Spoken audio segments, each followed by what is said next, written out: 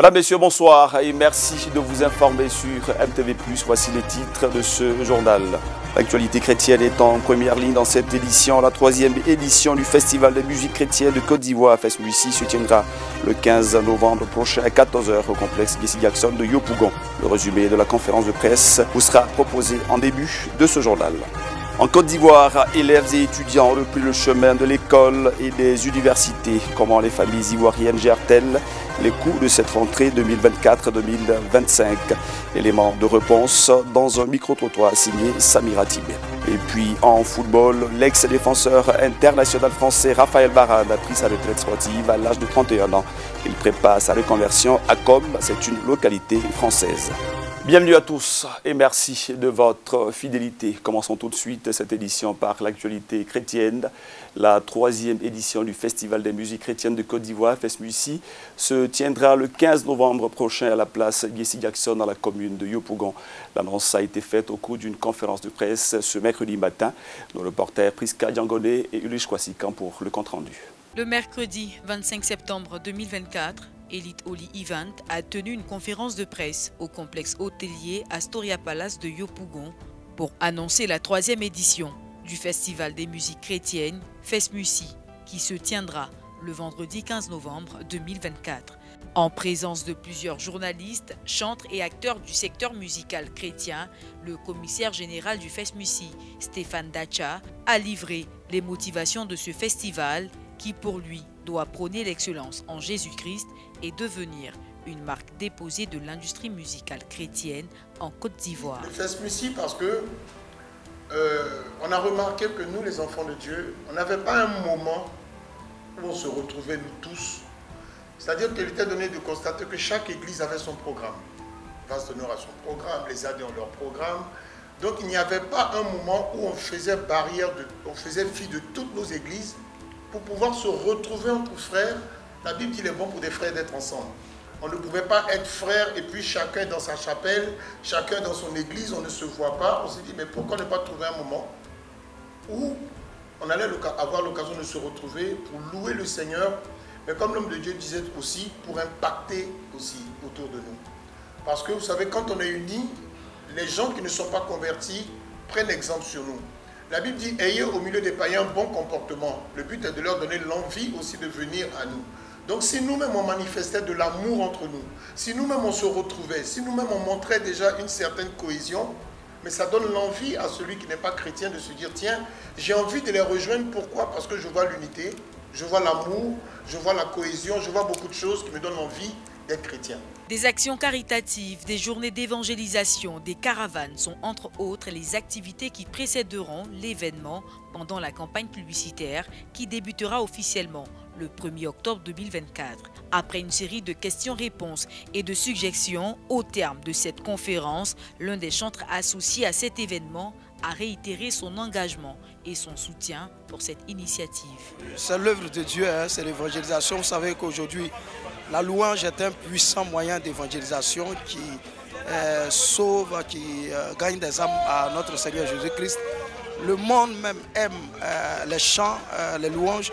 Donc, quoi de plus merveilleux, de plus bon de s'associer à un tel événement. Donc, nous voyons que c'est un puissant moyen d'évangélisation. Donc, on a accepté d'accompagner aussi et aussi apporter le don que Dieu nous a donné afin de pouvoir gagner le maximum d'âmes à travers ce festival.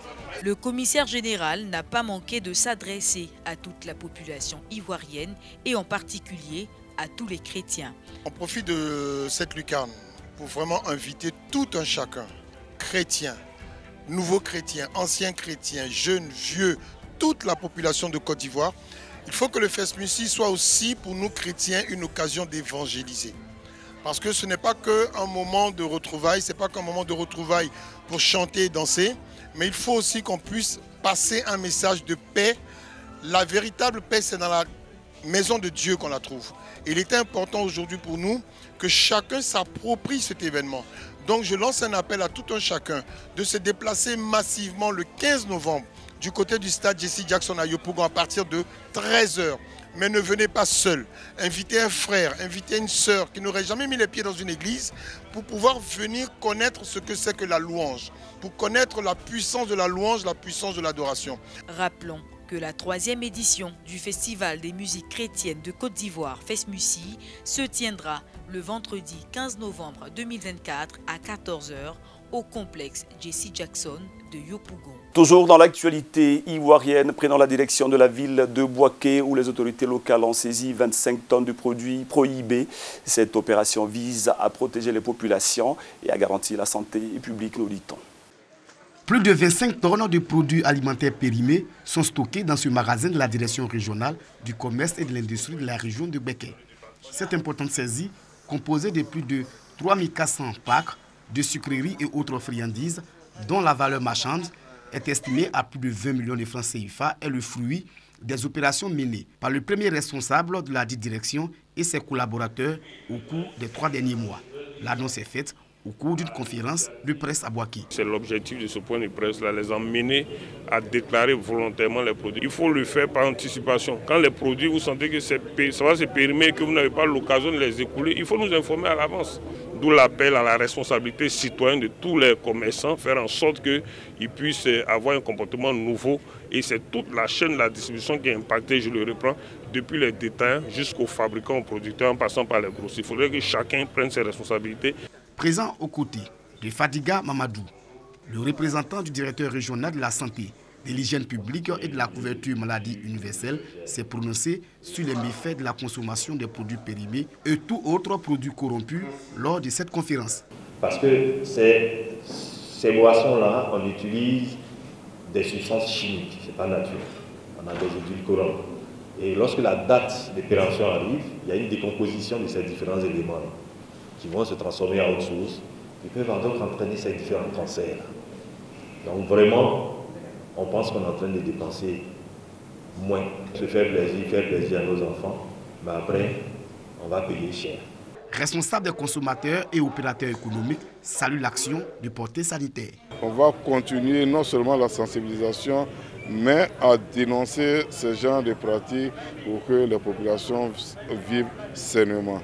Le directeur régional du commerce de Béké encourage les commerçants à respecter les règles et lois qui régissent l'activité commerciale au risque de s'exposer à des sanctions transactionnelles ou pénales. Les consommateurs sont invités aussi à faire preuve de vigilance lors de leurs achats. Ouvrons à présent le chapitre Afrique de cette édition. Direction le Ghana, le pays est menacé par un confinement général à partir du 30 septembre prochain.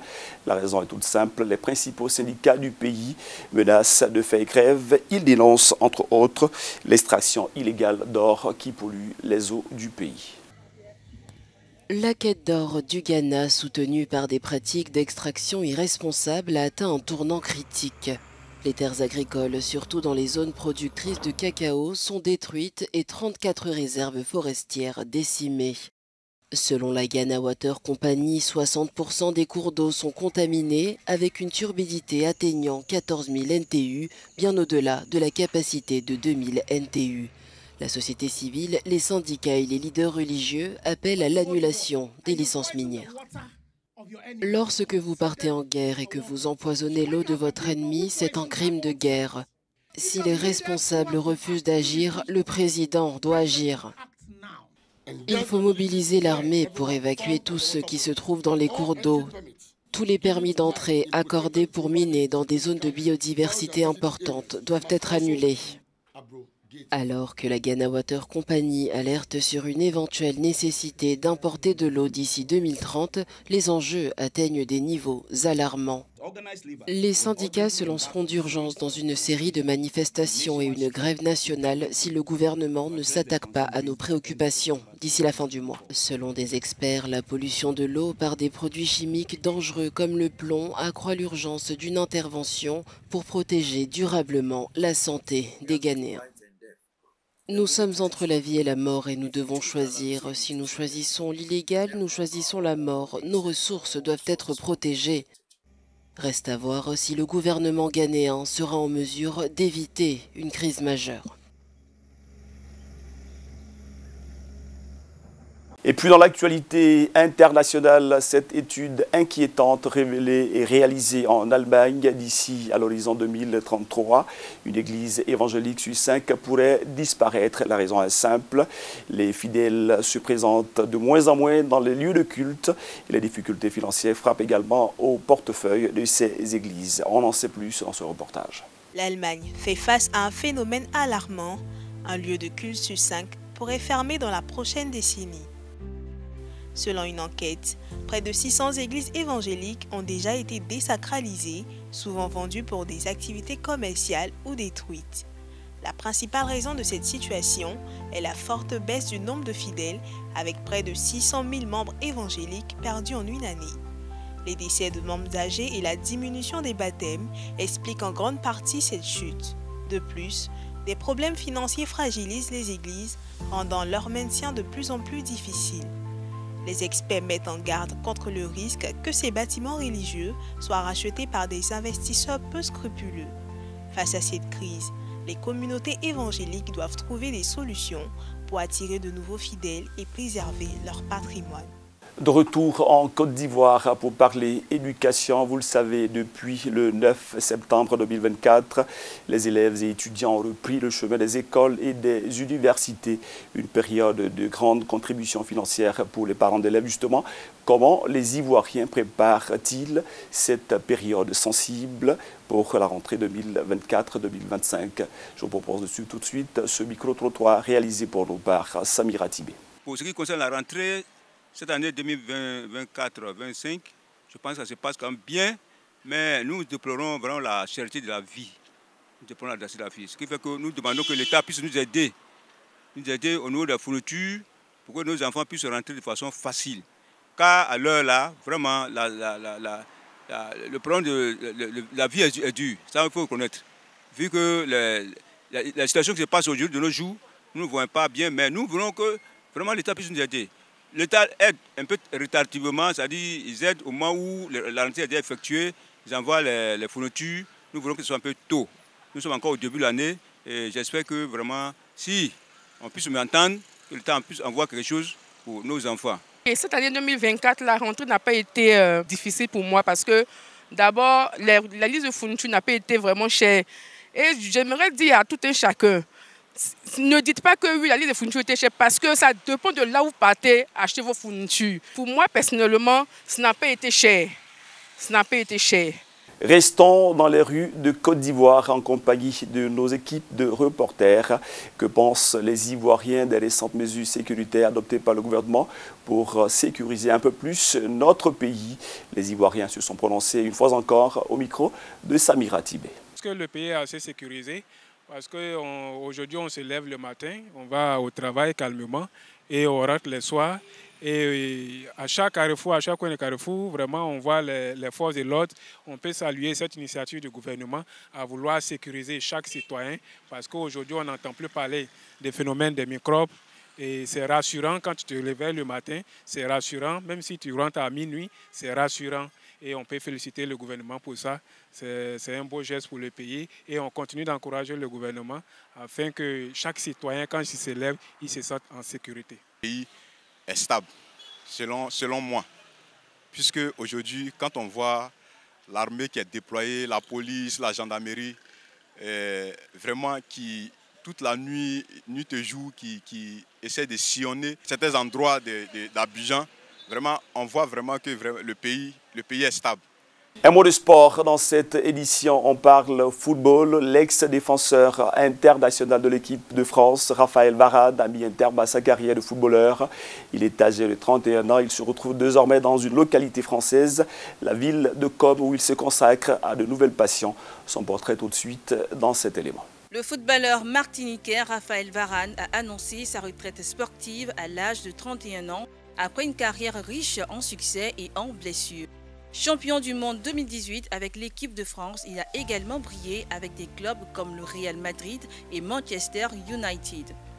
Dans un message sur Instagram, il a exprimé son émotion mentionnant son dernier match victorieux à Wembley. Bien qu'il se retire du terrain, Varane prévoit de rester à Com pour débuter une nouvelle vie sans crampons. Son palmarès impressionnant comprend 4 Ligues des champions et plusieurs titres de champion. Malgré ses défis physiques, il a affirmé ne pas avoir de regrets concernant sa carrière. Varane, qui avait déjà pris sa retraite internationale, a laissé une empreinte indélébile dans le football français. Et voilà, nous souhaitons une retraite sportive paisible à ce défenseur français Raphaël Varane. C'est ici que nous mettons un terme à cette édition. Ça a été un plaisir de nous inviter chez vous grâce à la magie de la télévision. Un remerciement particulier à notre jeune réalisatrice Bozoa Promesse, aux différentes caméras Tiffany Blond. Merci à vous tous de votre aimable fidélité. Excellent sur le programme à tous et à toutes sur Miracle TV+, la télé qui transforme.